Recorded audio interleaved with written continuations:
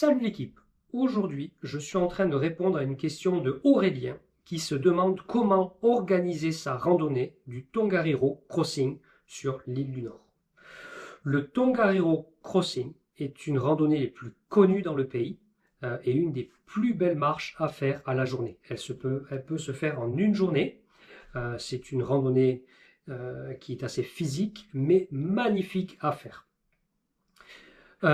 Donc voilà, Aurélien est en camping-car et il veut savoir un petit peu comment organiser cela pour que ce soit le plus facile possible.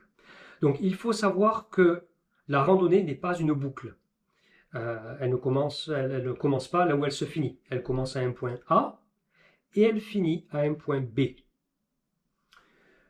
Au départ de la randonnée, il n'y a pas de parking pour les camping-cars. Les parkings sont fermés en été. Donc il est impossible de se garer là où vous allez commencer et que par exemple une voiture se gare de l'autre côté pour vous ramener, c'est pas possible. Donc il va falloir organiser une navette qui vous amène au départ de la randonnée et que la même navette vienne vous rechercher à la fin pour vous ramener à votre camping-car. Donc il y a trois options pour ça. La première, c'est que vous commencez à partir de Oakune, qui est la ville la plus proche, et il y a plusieurs navettes, 4, 5, 6 compagnies de navettes qui commencent à partir de Oakune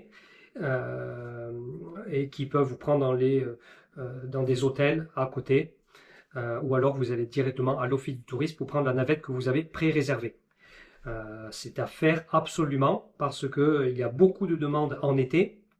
Donc il faut absolument pré-réserver les navettes. Les prix sont entre 40 et 70 $ plus ou moins par personne. Aller-retour. Si vous êtes en camping-car, la meilleure solution est de prendre un camping où la navette vient vous chercher directement au camping. Donc il y a deux campings qui proposent cela. Il y a le Tongariro Holiday Park. Les navettes viennent le matin vous chercher. Elles vous amènent au début de la randonnée. Viennent vous rechercher à la fin de la randonnée au point B et vous ramène au camping. Donc il faut prendre 2 nuits de camping pour que ça soit le plus fluide possible. Il y a un autre camping qui est le Discovery NZ Campsite. Ils font aussi des hébergements normaux, des chambres pour rester si vous le souhaitez. Et eux proposent aussi une navette, donc la navette vient dans le camping pour vous amener faire la randonnée. Donc une chose à savoir, c'est que la randonnée est assez longue et assez physique. Donc voilà, je vous conseille de faire cela le plus tôt possible, de pré-réserver la navette le plus tôt possible. 6 h du matin, c'est très bien, il n'y a pas grand monde. 6 h 30, attention que si vous prenez les dernières navettes sur les coups des 8 h, 8 h 30, il faut absolument que vous finissiez la randonnée avant 16 h. Il me semble que les dernières navettes sont sous les coups des 16 h, 16 h 30. Donc si jamais vous n'êtes pas là, la navette ne va pas vous attendre. Voilà, j'espère que cela va vous aider pour organiser votre sortie et votre excursion du Tongariro Crossing.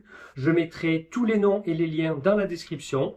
Donc n'hésitez pas à regarder pour plus d'informations. Et n'hésitez pas à nous contacter non plus si vous le souhaitez.